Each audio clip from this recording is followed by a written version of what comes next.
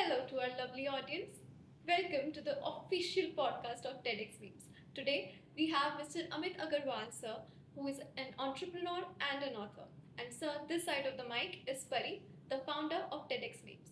Sir, I would love if you would give your brief introduction to our lovely audience. So hi guys, I am Amit Aggarwal and as mentioned, I'm an entrepreneur. I'm running three companies right now in the space of logistics, warehousing and real estate. And last year I wrote my book, Unlock Your Inner Superhero. And my other book is in the pipeline, which is going to be published during this year.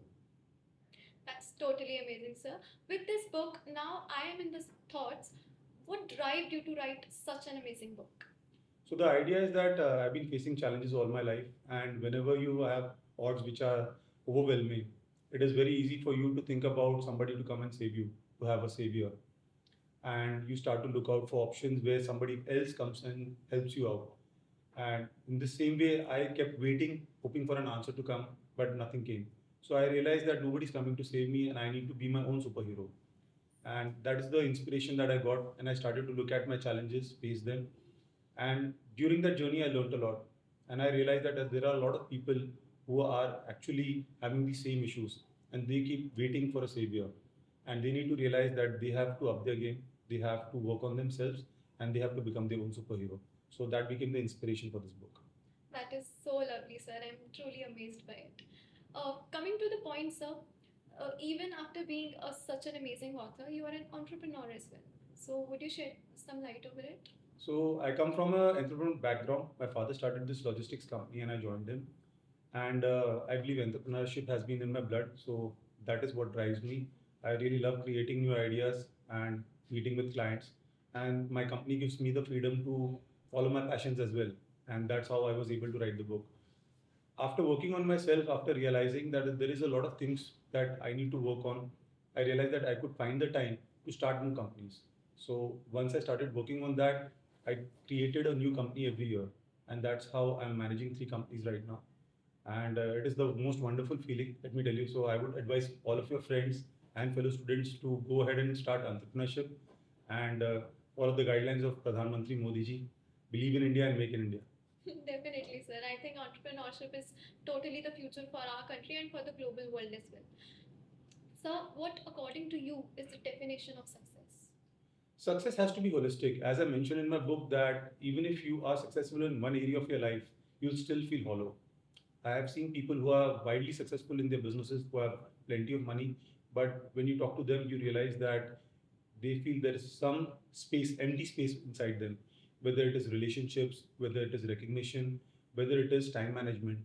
So, as I mentioned, that true success comes from personal mastery because if you are not working on yourself, if you've not developed the skills, you'll never be happy. And if any area of your life is not up to the mark, then again you will feel that feeling that you are not successful.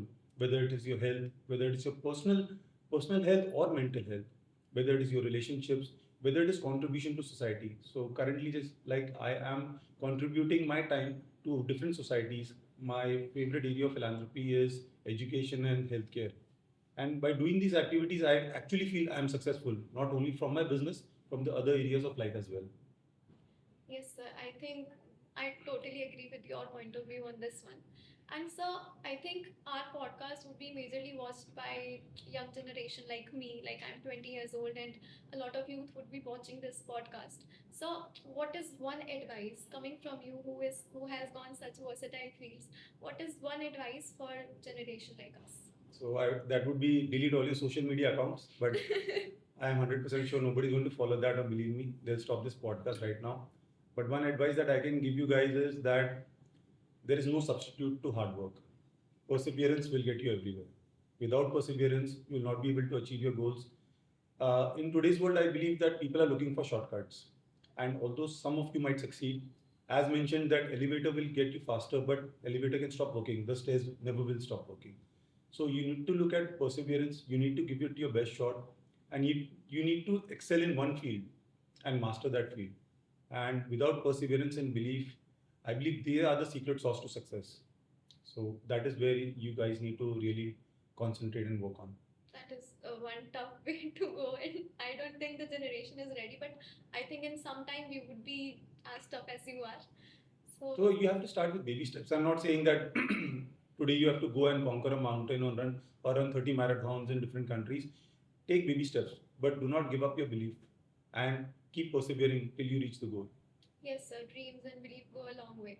So, sir, what is this one thing that you wish you would have done differently in your journey since you have come so long now? So, as an entrepreneur, one of the biggest mistakes that I used to do is that I would love to do everything on my own.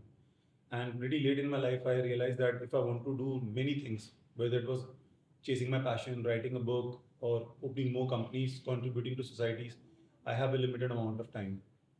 And it really clicked that if I don't delegate, I will never be able to make time for anything. Initially, I was very apprehensive. It was like giving my baby to somebody else by delegating work. But when you realize that there is no other way out, you start delegating. And once you do that, you realize that you get plenty amount of time and energy to do the things that you actually love. Because there are some core activities that you need. It is whether you are concentrating on your health, whether it's your relationship, whether it is that core area of your business. For example, I love doing marketing. So I generally concentrate all my time on marketing rather than doing firefighting for my business. So that is one area which I've realized that you need to delegate in order to do the things that you love. This also brought me to the second inspiration for my book because when I wrote this book, a majority of the people who met me used to ask me, when did you get the time to write this book? And that was very shocking because I thought people would ask me what would be your inspiration to write this book or what inspired you and how did you end up writing it. So when I looked around, I realized that this question was not focused on me, it was focused on them. They wanted to do a lot of things, but they couldn't get time. So it was very hard for them to believe that a person who's running companies and contributing to society could go ahead and follow his passion and write a book. So I started asking people, for example, that what would you do if you had an extra hour in your day, whether it was 25 hours in a day. So I would ask you that question. What would you do if you had an extra? I would sleep. Yeah, exactly. So you won't believe this. I asked this to 1,000 people. I was so fascinated. I got obsessed. I would talk to people in elevators at airports. Anybody who's willing to answer me that what would you do if you had an extra hour in your day? And 10% of the people said that yes, we would like to sleep. And this is so disappointing and disheartening that we cannot even make time for such a basic thing as sleep.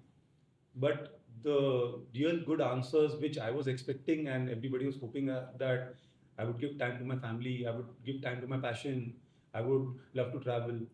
So the whole idea is that you need to manage your time properly, because with time management you will be able to do all these things which you're not able to do.